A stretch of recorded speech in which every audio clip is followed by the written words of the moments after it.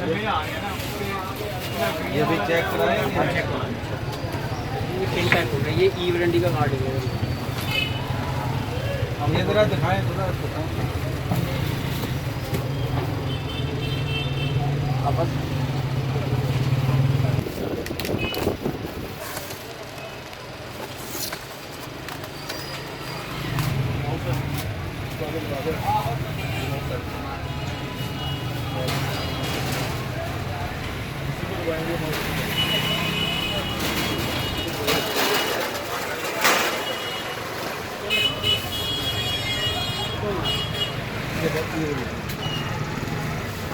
one year